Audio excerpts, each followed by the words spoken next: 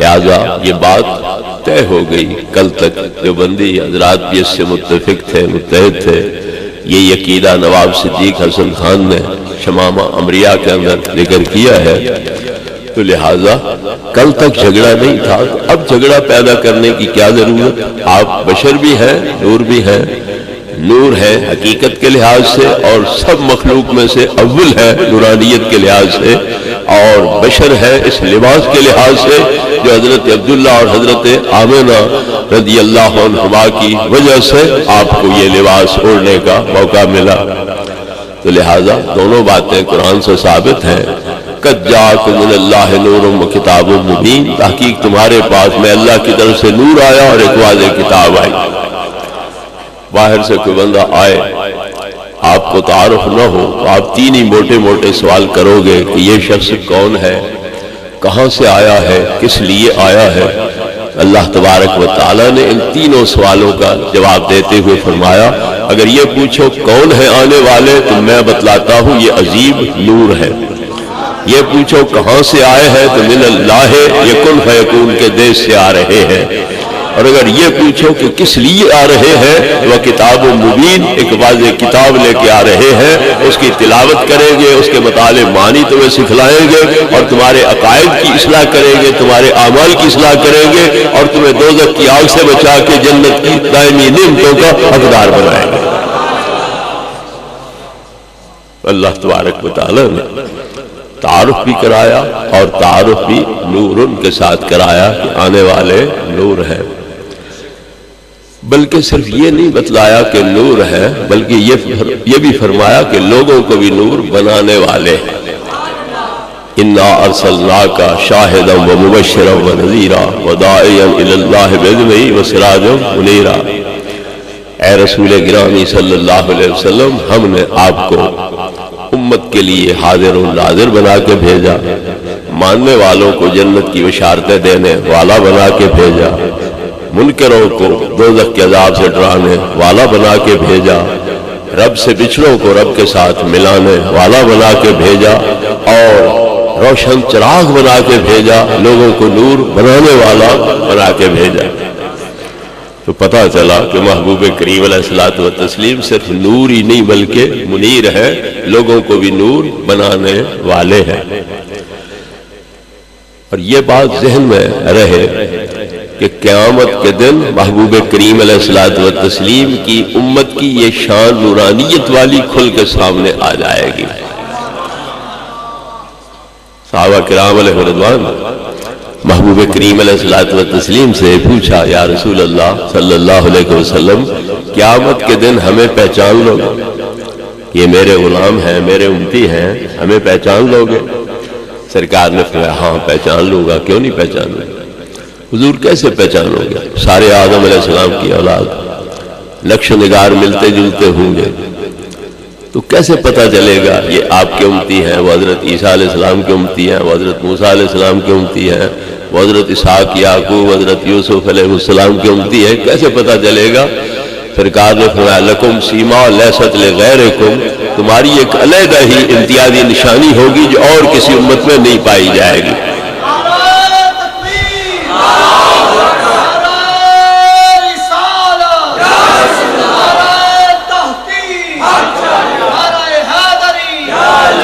وہ امتیازی نشان کیا ہے؟ انتم غر محجلون یوم القیامت من آثار الوضو، وضو کی برکت سے تمہارے چہرے نور ہوں گے، تمہارے ہاتھ بھی نور ہوں گے، تمہارے پاؤں بھی نور ہوں گے. یہ تمہاری امتیازی علامت اور نشانی ہوگی جس سے پہچانے جاؤ گے کہ یہ محمدی لوگ ہیں، یہ احمد مجتبی محمد مصطفیٰ کی غلامی کا پٹا گلے میں ڈالنے والے لوگ ہیں. اور کسی امتی کے اندر یہ نشانی نہیں ہوگی. 1,24,000 پیغمبر کے امتی ہیں، یا 2,24,000 یا 2,40,000 کے پیغمبر کے امتی، کسی میں یہ علامت نشانی نہیں ہوگی. صرف اور صرف نبی آخر الزمان رحمت دو عالم صلی اللہ علیہ وسلم کے امتیوں میں یہ نشانی ہوگی.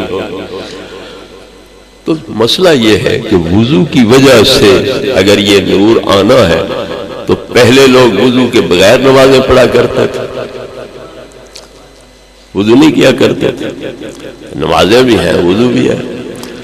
نبی کریم علیہ الصلوۃ والتسلیم 50 نمازیں لے کے آ رہے تھے. موسیٰ علیہ السلام کے پاس پہنچے تو انہوں نے عرض کیا ماذا فرض ربک علی امتک، اللہ نے تمہاری امت کے لیے کیا فرض کیا ہے؟ سرکار نے فرمایا صرف 50 نمازیں.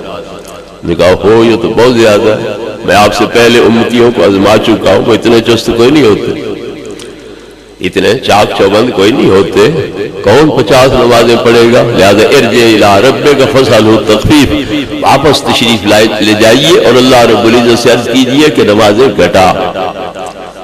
تو 9 چکر بروائے انہوں نے نبی کریم علیہ السلام سے اور 50 کی 5 کروائی. وہ تو اب بھی مہربانی فرما رہے تھے نہیں ایک چکر اور بھی لگا دو. کیا خیال ہے لگ جاتا تو کتنا اچھا ہوتا ہے. لیکن نبی کریم علیہ السلام نے کیا فرمایا؟ سألت ربی حتی استحییت منہ، میں اتنی مرتبہ سوال کر چکا ہوں کہ اب مجھے حیا آتی ہے. 50 کی 5 رہ گئی ہیں تو اب بھی میں جاؤں اور کہوں کہ اور بھی گھٹا تو مجھے حیا آتی ہے.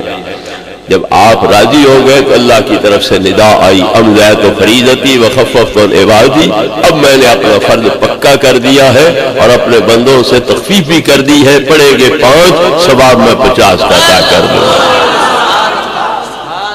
حضرات گرامی، تو نمازیں موسیٰ علیہ السلام بتلا رہے ہیں کہ میری امت اتنی نہیں پڑھ سکتی تھی، بڑی سستی کا مظاہرہ کرتے رہے. تو نمازیں وہاں ہیں تو پھر وضو کے بغیر تو نہیں. عیسیٰ علیہ السلام کے گھوڑے میں ہوتے ہوئے کیا کہہ رہے ہیں؟ اوصانی بالصلاۃ والزکاۃ، اللہ نے مجھے نماز کا حکم دیا ہے، زکوٰۃ کا حکم دیا ہے. پھر صرف ان کے لیے ہے نماز یا امت کے لیے بھی ہے؟ تو پتہ چلا کہ پہلے نبیوں میں بھی امتوں میں بھی نمازیں بھی ہیں، وضو بھی ہے، لیکن نور وہاں نہیں ہے. تو پتہ چلا نہ صرف نماز کا کمال ہے نہ وضو کا کمال ہے، یہ کمال ہے اس نماز اور وضو کا ہے جو نوری نبی کی غلامی میں ادا کیے جا رہے ہیں.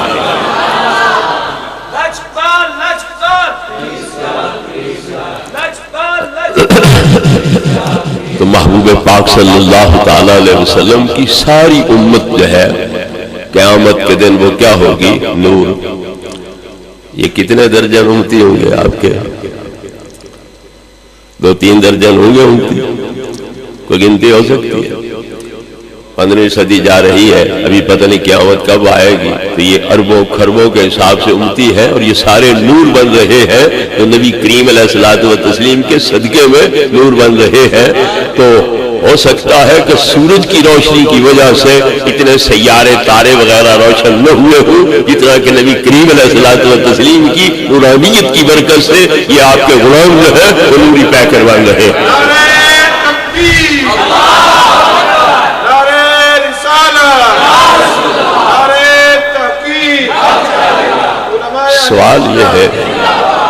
سوال یہ ہے کہ آپ جو نور بھی ہیں منیر بھی ہیں، تو یہی آپ کے غلاموں میں نور نظر آنے لگ جاتا تو کتنا فائدہ ہو جاتا. جو 4 دن نمازیں پڑھتا وضو کر کے چہرہ نور، ہاتھ نور، پاؤں نور ہو جاتے، پھر کتنے لوگوں کو ترغیب ہو جاتی، وہ اسلام میں داخل ہوتے، وضو کرتے، نمازیں پڑھتے، وہ بھی نوری پیکر بنتے چلے جاتے. لیکن یاد رکھو یہ جزائیں اگر یہاں اس جہان میں ہی نظر آنے لگ جائیں تو پھر تکلیف کا مطلب ہی کوئی نہ رہے گا. پھر تو لوگ اس لالچ میں کہ دیکھو فلاں نور بن گیا میں کیوں نہ نور بنوں، پھر تو اس لالچ میں دیکھا دیکھی وہ کلمہ پڑھیں گے اور نمازیں پڑھیں گے، وضو کریں گے. اس لیے اللہ تبارک و تعالیٰ نے دوزخ کو بھی غائب رکھا، جنت کو بھی غائب رکھا. صرف نبی کی زبان پہ اعتماد کرو، معجزے دیکھ کے اس کے برحق نبی ہونے کی تسلی کر لو، پھر اس غیب پر ایمان لے آؤ اور جزا ہم تمہیں مرنے کے بعد یہ دکھا دیں گے، قبر میں بھی دکھا دیں گے، حشر میں بھی دکھا دیں گے.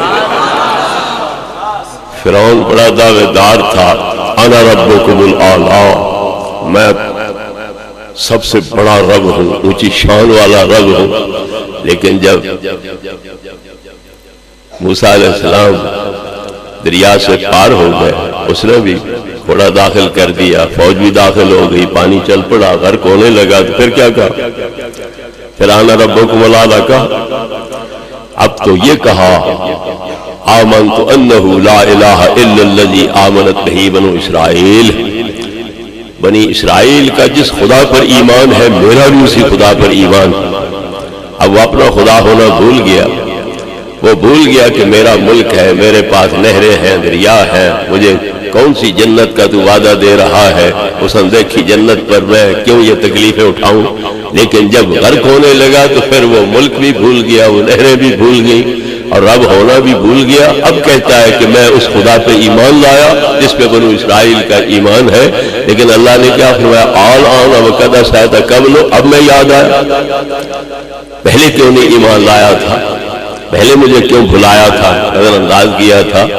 تو اگر دیکھ کے جزا بدلہ ایمان لانا ہو تو وہ ایمان قابل قبول نہیں ہوتا ہے۔ ایمان وہی ہے الذین یؤمنون بالغیب، جو جزا کے پوشیدہ ہونے پر ایمان لایا جائے۔ اس لیے اللہ رب العزت نے ان انوار کو یہاں پوشیدہ رکھا، قیامت کے دن ظاہر کرے گا تاکہ یہاں ایمان بالغیب ہو اور وہاں پھر اس نماز کی اور وضو کی جزا نور کی صورت بن کے سامنے آ جائے۔ اس سے ہٹ کے بھی نبی کریم علیہ الصلوۃ والتسلیم نے کچھ حضرات پہ کرم فرمایا اور ان کے ماتھے نور بنا دیے، ہاتھ نور بنا دیے، ان کی چھڑیاں جو ہے وہ بھی نور بنا دی۔ حضرت قتادہ ابن نعمان دیر گئے تک نبی کریم علیہ السلام کی بارگاہ میں بیٹھے رہے۔ رات اندھیری تھی، اٹھ کے جانے لگے تو ہاتھ ان کا خالی تھا۔ سرکار نے کھجور کی شاخ دی اور فرمایا یہ لے جاؤ، 10 گز آگے بھی روشنی دے گی، 10 گز پیچھے بھی روشنی دے گی، اور جب گھر پہنچو گے تو تمہارے کمرے کی دروازے کی دہلیز میں کالا ناگ بھی بیٹھا ہوگا، تو اس کو چھڑی کو اس کے اوپر استعمال کرنا اور اسے وہاں سے بھگا دینا۔ تو کھجور کی شاخ ہے، لیکن جب حضرت قتادہ کے ہاتھ میں آئی ہے تو روشن ہو گئی ہے، 10 گز آگے بھی روشنی ہو رہی ہے، پیچھے بھی روشنی ہو رہی ہے۔ گھر پہنچے ہیں تو ناگ بھی نظر آ گیا اور اسی چھڑی کے ساتھ اس کو بھی بھگا دیا، اور وہ بھی آپ نے واضح کر دیا تھا کہ ہے شیطان شکل ناگ والی اختیار کیے ہوئے ہے تجھے ڈرانے کے لیے، لہذا بھگا دینا، مارنا نہیں ہے اسے۔ تو نبی کریم علیہ الصلوۃ والتسلیم منیر بھی ہے کہ صحابہ کرام علیہ رضوان کی چھڑیوں کو نور بنا دیا۔ حضرت اسید ابن حضیر، حضرت عباد ابن بشر دیر گئے تک رات حضور کی بارگاہ میں بیٹھے رہے۔ جب اٹھے تو وہاں یہ بیٹریاں لائٹیں بجلی وغیرہ کی جو تھی کوئی نہ، تو اندھیری رات تھی، تو سرکار نے نگاہ فرمائی، ایک کی چھڑی روشن ہو گئی۔ جہاں تک راستہ مشترک تھا وہ ایک کی روشنی چھڑی روشنی دے رہی ہے، اس کی روشنی میں چل رہے ہیں۔ جب دوسرے کا راستہ جدا ہونے لگا تو پھر اس کی چھڑی بھی روشن ہو گئی، وہ اپنی چھڑی کے نور میں گھر پہنچ رہا ہے، یہ اپنی چھڑی کے نور میں گھر پہنچ رہے ہیں۔ محبوب کریم علیہ الصلوۃ والتسلیم ایک سفر میں ہے، رات کالی تھی، سواریاں ادھر ادھر بھٹک گئیں، کوئی صحابی کدھر چلا گیا، کوئی کدھر چلا گیا، بعض کے سامان گر گیا، اندھیرے میں نظر نہیں آ سکتے ہیں۔ تو حضرت حمزہ اسلمی رضی اللہ عنہ کو سرکار نے فرمایا ذرا ہاتھ اوپر اٹھا۔ انہوں نے ہاتھ اوپر اٹھایا، آپ نے توجہ فرمائی تو ہاتھ روشن ہو گیا۔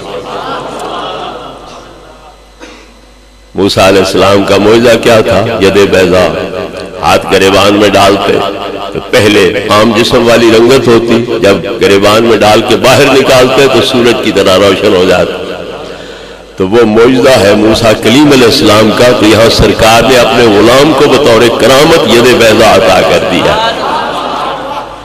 سارے رستے میں یہ ہاتھ چمکتا جا رہا ہے، اور سواریاں بھی اس پہ اکٹھی ہو گئیں، جو گرا ہوا سامان تھا وہ بھی نظر آ گیا، تلاش کر لیا گیا، اور اس طرح پر راہ میں بغیر کسی تکلیف کے یہ صحیح سلامت گھر پہنچ گیا۔